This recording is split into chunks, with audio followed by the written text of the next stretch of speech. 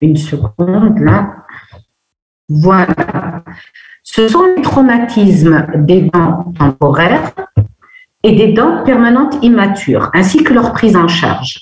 Vous avez déjà eu, je pense, un type de cours comme ça sur les traumatismes dentaires, sur les dents matures. Il y aura seulement quelques différences entre les dents temporaires et les dents permanentes que l'on doit prendre en compte. Parce que là, il s'agira bien sûr des dents de très jeunes enfants qui sont parfois soit en formation de racines quand il s'agit de dents permanentes immatures, ou alors s'il s'agit des dents temporaires, il faut toujours avoir en tête le germe de la dent permanente qui est juste en dessous, qui est sous-jacent, et également que les dents temporaires sont soit en période de formation radiculaire, soit également ou alors dans la période de rhizalyse. C'est pour ça que je vais arrêter la vidéo, comme ça vous verrez mieux. C'est pour ça qu'il y a certaines différenciations donc entre les deux catégories de dents, c'est-à-dire les dents temporaires auxquelles on associe les dents permanentes immatures, ainsi que les dents par rapport aux dents permanentes matures. Il y a quelques différenciations. Nous allons donc commencer. Je vais vous montrer le plan que vous allez suivre. Nous allons commencer par une introduction, puis par les facteurs étiologiques. Quels sont les facteurs étiologiques qui peuvent entraîner donc un traumatisme dentaire chez le jeune enfant?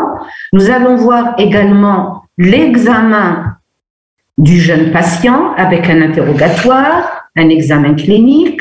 Cet examen clinique comprendra un examen exobuccal ou extraoral, un examen endobuccal ou intraoral.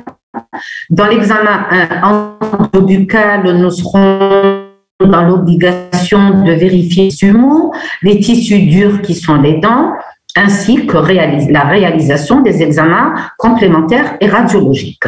Nous verrons ensuite les différentes formes de traumatisme sur les dents temporaires, puisque nous allons commencer le chapitre par les dents temporaires, puis nous verrons le volet des dents permanentes immatures. Nous allons commencer par voir les concussions que nous appelions contusions auparavant, avec leurs signes cliniques, l'examen radiologique, la conduite à tenir ainsi que l'évolution et le pronostic. Ceci va se répéter pour chaque cas de traumatisme. Nous verrons ensuite les fractures coronaires, parmi lesquelles nous avons classé les fêlures, puisque ce sont des fractures incomplètes.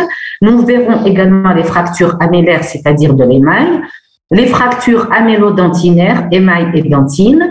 D'abord, nous considérons les fractures amélodentinaires sans effraction de la pulpe, c'est-à-dire non compliquées. Puis nous verrons les fractures amélodentinaires compliquées, c'est-à-dire avec effraction de la pulpe. Nous verrons ensuite les fractures radiculaires, toujours les fractures radiculaires du tiers cervical, du tiers moyen, du tiers apical. Je suppose quand même que vous avez quand même une idée du plan.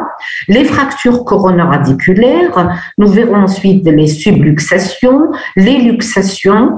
Dans les luxations, nous avons la luxation latérale, l'intrusion, l'extrusion et carrément l'expulsion, c'est-à-dire dans les cas où la dent est complètement sortie de son alvéole. Puis nous verrons les traumatismes des dents permanentes immatures. Nous allons voir, juste parce que c'est un petit peu la même pathologie, nous verrons comment nous réalisons les traitements d'apexogénèse, les traitements d'apexification par rapport à tous les cas de traumatisme que nous venons de voir ici. Bien, alors en introduction, que pouvons-nous dire? L'introduction, c'est que les traumatismes bucco-dentaires constituent, avec les infections, les principales urgences en odontologie pédiatrique. Les jeunes patients qui se présentent à la consultation sont doublement traumatisés. Vous avez donc l'enfant, c'est en urgence qu'il va venir vous voir. Et la douleur, l'infection de la douleur, ainsi la douleur de l'infection, ainsi que la douleur dans les cas traumatiques font que l'enfant inévitablement va être ramené par ses parents. Donc, les traumatismes bucco-dentaires constituent en même temps que les infections les principales urgences en odontologie pédiatrique. Lorsque l'enfant vient vous voir, il est doublement traumatisé.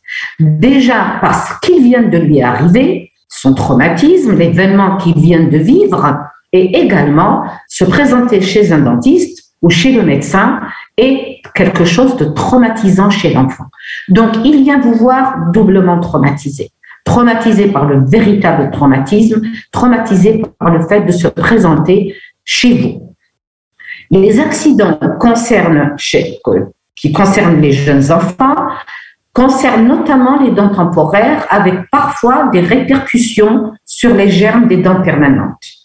Et après 6 ans, là je parle avant 6 ans, c'est les dents temporaires qui sont concernées, parfois avec des répercussions sur les germes des dents permanentes. Après 6 ans, les dents temporaires sont toujours concernées parce qu'après 6 ans, nous commençons à être en denture mixte. La dent temporaire est toujours concernée, mais également les dents permanentes qui sont sur l'arcade sont souvent immatures et subissent également un traumatisme. Les incisives maxillaires, comme nous le voyons ici, sont, elles, le plus touchées, sont touchées de manière préférentielle, comme nous le voyons sur cette slide. Donc, l'enfant, avant 6 ans, ce sont uniquement les dents temporaires qui sont concernées. Après 6 ans, vous êtes en denture mixte. Le traumatisme peut concerner aussi bien les dents temporaires que les dents permanentes. Malheureusement, à ce stade, les dents ont une racine encore immature. Les facteurs étiologiques. Comment allons-nous arriver à un pareil traumatisme dentaire? Il faut connaître l'étiologie. L'étiologie, nous devons la connaître. Pourquoi? Parce que vous devez connaître le lieu où a eu le traumatisme. Vous devez connaître avec quoi il y a eu ce traumatisme. L'âge de l'enfant pour situer l'âge de la dent également. Donc, connaître l'étiologie est extrêmement important. Les effets du traumatisme sur les dents temporaires ou les dents permanentes, immatures et leur tissu environnant sont différents selon le type de trauma. On peut avoir un léger trauma, comme nous allons voir par exemple en ce qui concerne les concussions. Nous pouvons avoir de gros traumatismes comme l'éclatement complet de la dent, associé parfois à des fractures de la mandibule, du maxillaire et même de l'os des os, de l'os malaire, de l'os alvéolaire, de tous les os faciaux. La direction et l'intensité de la force du trauma sont le facteur étiologique que nous devons rechercher. Un enfant qui chute sur le trottoir ou un enfant qui chute sur quelque chose de mou, ce n'est pas du tout la même chose. L'intensité est beaucoup plus importante sur un endroit dur que sur un endroit un peu plus mou. Il dépend aussi de la forme et de la texture de l'objet créant le traumatisme. Donc, un coup de poing, une chute au domicile ou dans la rue sur un objet dur, ou encore une percussion par une voiture. Tout ça, c'est des étiologies que vous devez absolument connaître. Je répète, la direction et l'intensité de la force du trauma est quelque chose de très important pour vous, que vous devez rechercher lors de la première consultation, parce que grâce à ça, vous avez une idée, bien sûr, avant de faire votre examen, l'examen complémentaire qui est la radiologie, vous avez déjà une idée sur, par exemple, la direction. Comment a-t-il reçu? Est-ce qu'il l'a reçu en pleine face? Est-ce qu'il l'a reçu sur le menton? Est-ce qu'il l'a reçu sur le côté? Déjà, vous avez une idée quand on vous dit comment s'est passé pourquoi cet enfant a eu un traumatisme, vous devez absolument dire comment il a eu, et grâce à cette étiologie, vous allez déjà situer dans votre tête quelles sont les zones qui ont été touchées et quelle est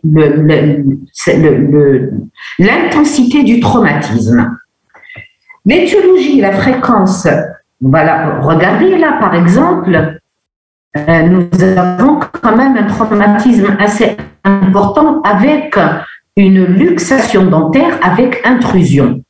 Tandis que là, regardez, commençons à avoir une légère fracture au niveau buccal. Regardez dans quel cas également vous pouvez être situé.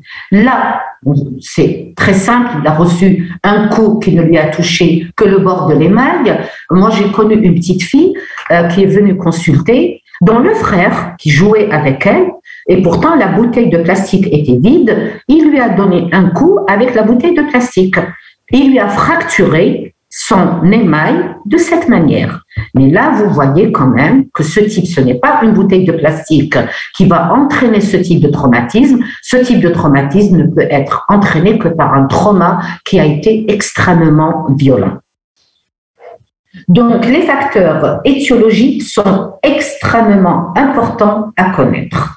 L'étiologie et la fréquence de ces accidents, je reviendrai sur cette diapo, l'étiologie et la fréquence de ces accidents varient également selon l'âge et le sexe de l'enfant.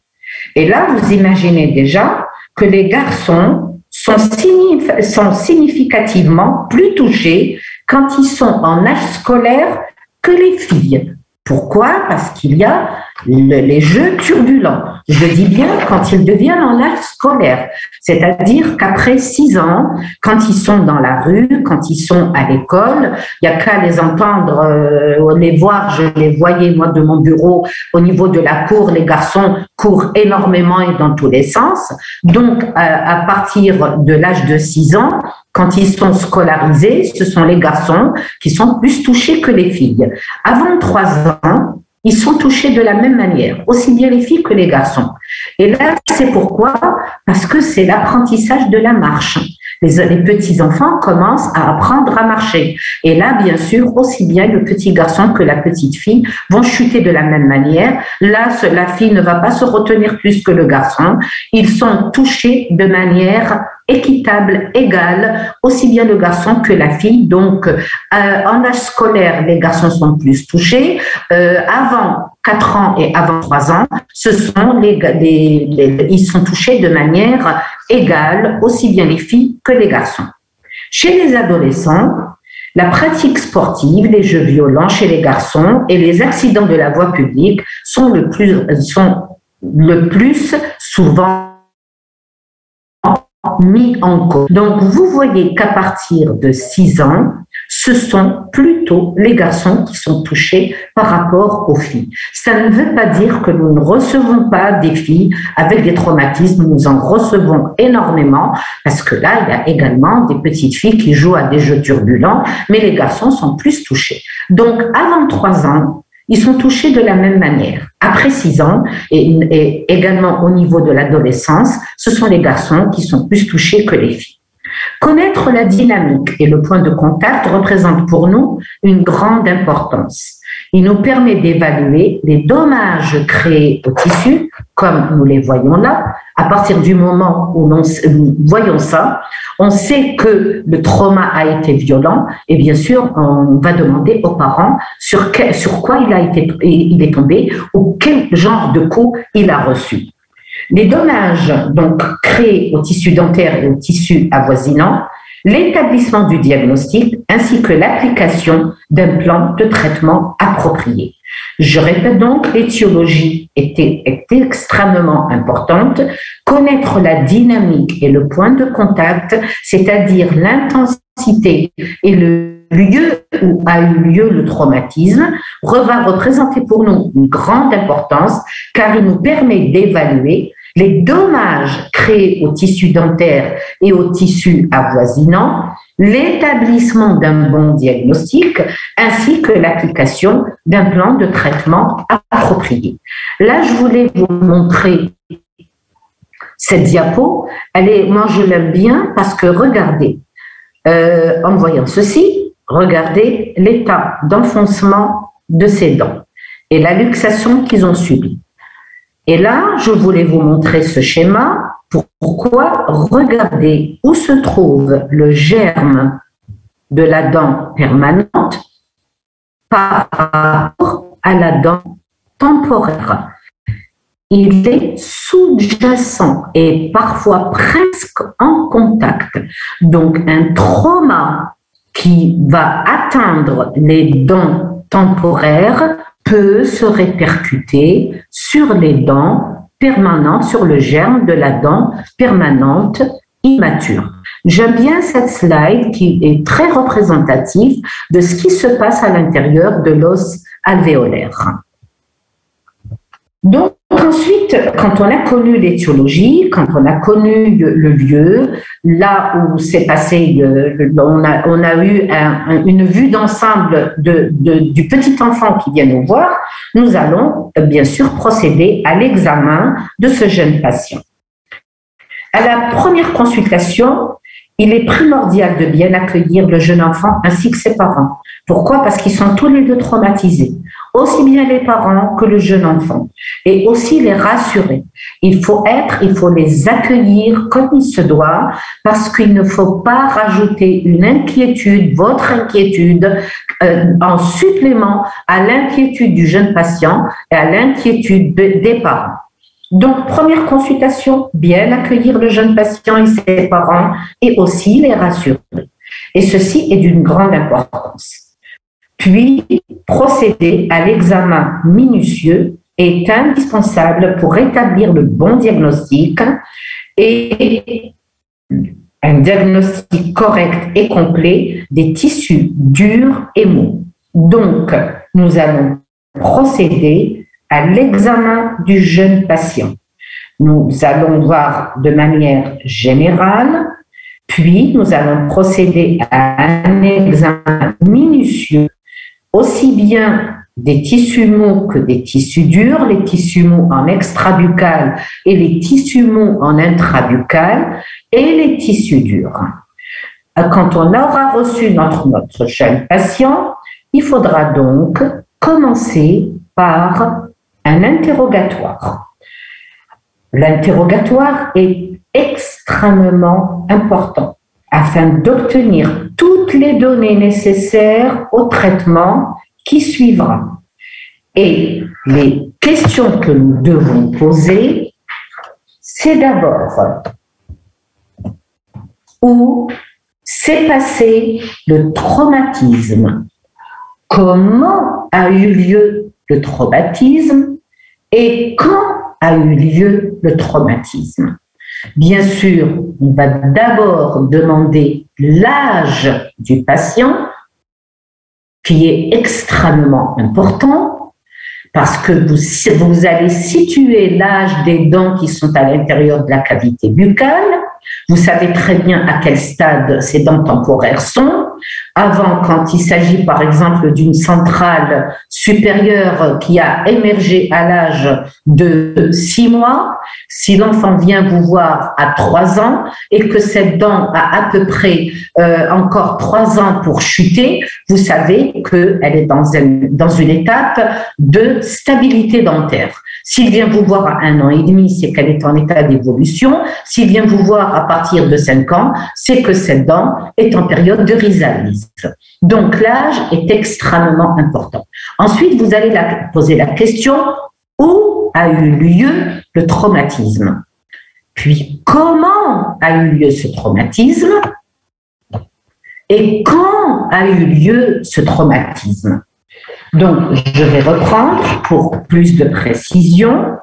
On va procéder à un interrogatoire minutieux et les questions types à poser systématiquement sont d'abord l'âge de notre jeune patient. Il est d'une grande importance. Il nous permet de situer l'âge des dents temporaires.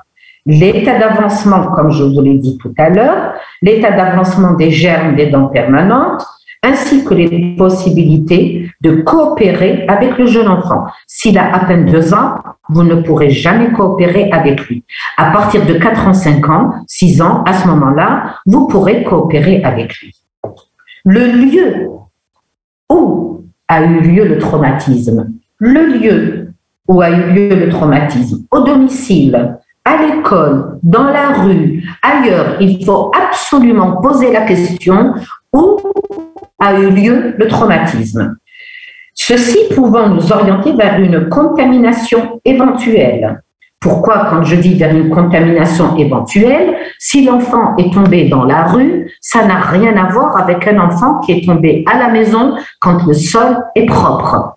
Quand le sol est propre, il n'y a pas de risque d'infection ou de contamination. S'il est tombé dans la rue, notamment avec les ordures qui pullulent notre ville, là, vous pouvez être sûr qu'il y a lieu peut-être d'une contamination.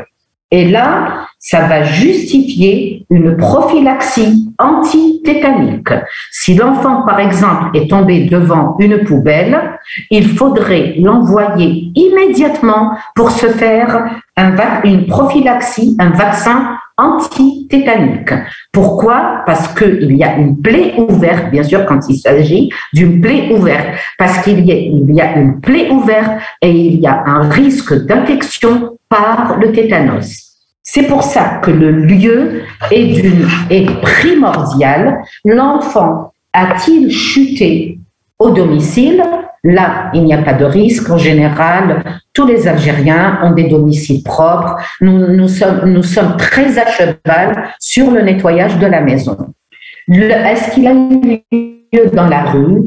Est-ce qu'il a eu lieu à l'école? À l'école, en général, également, il n'y a pas de risque parce que je ne pense pas quand même qu'il y ait des ordures à proximité au niveau de toute l'école. Mais dans la rue, là, il y a le risque d'infection et là, une prophylaxie antitétanique pourrait alors se profiler s'il est tombé notamment près des poubelles.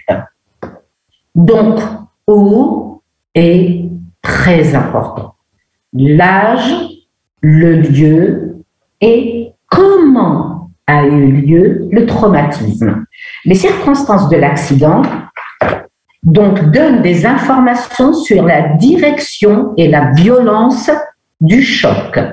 La réponse donnée peut aider à situer la zone où a eu lieu l'impact.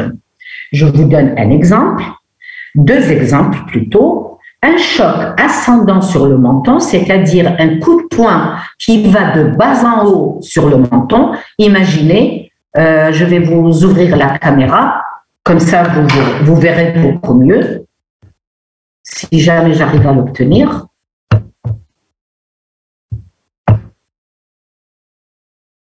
Un choc ascendant sur le menton, il va dans cette direction. Avec ça, vous allez donc vérifier les condyles, vous vérifiez les symphyses, les cuspides des molaires ainsi que les bords des incisives. Pourquoi? Un coup ascendant a entraîné un choc de la mandibule contre le maxillaire et là le choc a pu se répercuter sur les ATM, les condyles, sur également les symphyses ou alors les cuspides des molaires et les bords incisifs. Lors d'un choc frontal, l'enfant a reçu un choc sur le visage.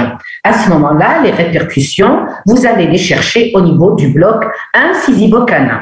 Donc, vous voyez comment a eu lieu le choc est extrêmement important parce que là, déjà, vous, dans votre tête, vous commencez à vous dire « Ah, il a eu un choc ascendant sous le menton, donc je dois maintenant vérifier les cuspides des molaires, je dois vérifier les bords incisifs, je dois également, sur les clichés radiographiques, vérifier les cônes des condyles et vérifier également les symphyses. » Lors d'un choc frontal, vous allez vous dire, ah, ça, le choc a eu lieu sur la face, je dois notamment, s'il est situé au niveau de la cavité buccale de face, là, vous savez que le choc a atteint le bloc incisivo-canin. Ça, c'est comment a eu lieu le traumatisme. Ensuite, quand a eu lieu ce traumatisme? Le quand est également très important. Pour quelle raison? Plus vite l'enfant vient vous voir et plus le pronostic est positif.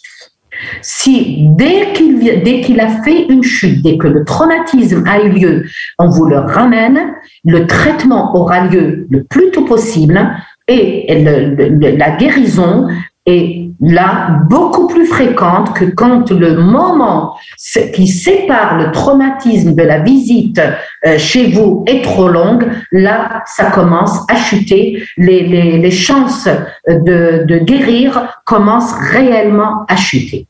Donc, le facteur temps est d'une importance capitale pour le pronostic et le choix du traitement à appliquer. Le délai entre le traumatisme et la prise en charge influence énormément le pronostic du traumatisme. Parfois, quelques minutes seulement peuvent compter. Donc, je reprends, il y a eu traumatisme. Vous allez procéder à un examen du jeune patient. L'examen du jeune patient consistera d'abord en un interrogatoire. L'interrogatoire, c'est d'abord demander l'âge du jeune patient afin de situer l'âge de la dent. Vous allez demander également où a eu lieu le traumatisme parce que les deux sont extrêmement importants. À la maison, dans la rue, à l'école. Comment a eu lieu ce traumatisme? Le choc, comment a-t-il été reçu au niveau de la face, au niveau du menton, sur le côté? Donc, vous demandez comment et quand a eu lieu le traumatisme, parce que là, les minutes se comptent pour le bon pronostic, pour une bonne évolution du traitement que vous allez pratiquer. Après l'examen, là, vous voyez à l'examen que vous allez réaliser, vous allez faire un examen extra-oral ou exobuccal. Regardez le type que vous pouvez recevoir lors d'un traumatisme. À l'examen clinique, donc nous commençons par un examen extra-oral ou examen exobuccal, le praticien devra rechercher une éventuelle asymétrie faciale, comme nous la voyons ici. Regardez ce côté par rapport à ce côté. Nous voyons très bien que nous avons une asymétrie faciale qui pourrait être le signe d'une fracture mandibulaire. Là, c'est plus que certain, il y a eu une fracture mandibulaire. Une tuméfaction, une coupure labiale. Regardez, vous avez tout réuni sur ce type de traumatisme. Une tuméfaction ou une coupure labiale. Et des blessures au niveau des téguments. Vous recherchez tout ça. Un saignement du nez, nous l'avons ici. Le saignement du nez ou une hémorragie subcutanée, c'est-à-dire juste en dessous de la peau, comme nous le voyons sur cette slide. Il y a plein de saignements sous la peau. Donc, un saignement du nez, une hémorragie subcutanée serait le signe d'une fracture de l'os alvéolaire. Nous le voyons là. Là, ça va être vérifié sur un cliché radiographique. Donc, un saignement du nez, un saignement subcutané, c'est-à-dire en dessous de la peau, pourrait nous révéler être le signe d'une fracture de l'os alvéolaire. Une limitation de l'ouverture buccale, une déviation du chemin d'ouverture. Là, il y a, si vous lui faites ouvrir la bouche, il va y avoir une déviation du chemin de fermeture et d'ouverture buccale. Donc, une limitation de l'ouverture buccale, une déviation du chemin d'ouverture et de fermeture temporomandibulaire, des sensibilités à la palpation des os faciaux. Là, on est presque sûr qu'il y a une fracture de l'os malaire. Des sensibilités à la palpation des os faciaux pourraient nous orienter vers des fractures. Une blessure ou un hématome au niveau du menton, on le voit presque. Une blessure au niveau du menton doit attirer l'attention sur la possibilité d'une fracture de la mandibule, de la symphyse ou du condyle. Donc là, je vous ai réuni pratiquement tous les cas. Là, c'est un multitraumatisme facial et nous avons là sur une seule slide, nous avons toutes les éventualités. Donc à l'examen extraoral, je reprends, il faudra rechercher une éventuelle asymétrie faciale, une tuméfaction ou une coupure labiale, ainsi que des blessures au niveau des téguments, comme nous les voyons ici.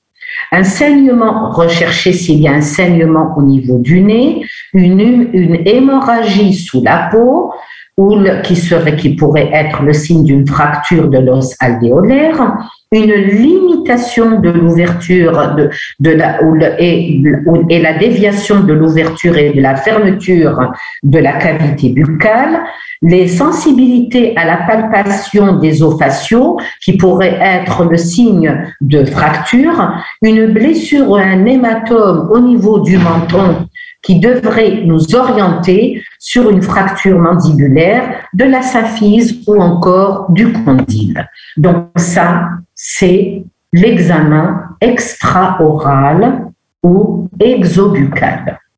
Nous passerons ensuite à l'examen intraoral ou endobuccal. À l'examen,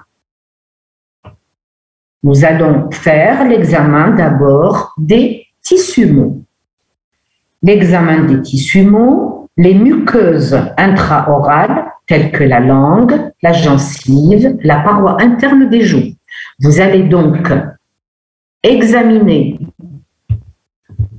la gencive, les lèvres, la face interne, ainsi que des joues, la gencive ici et la langue.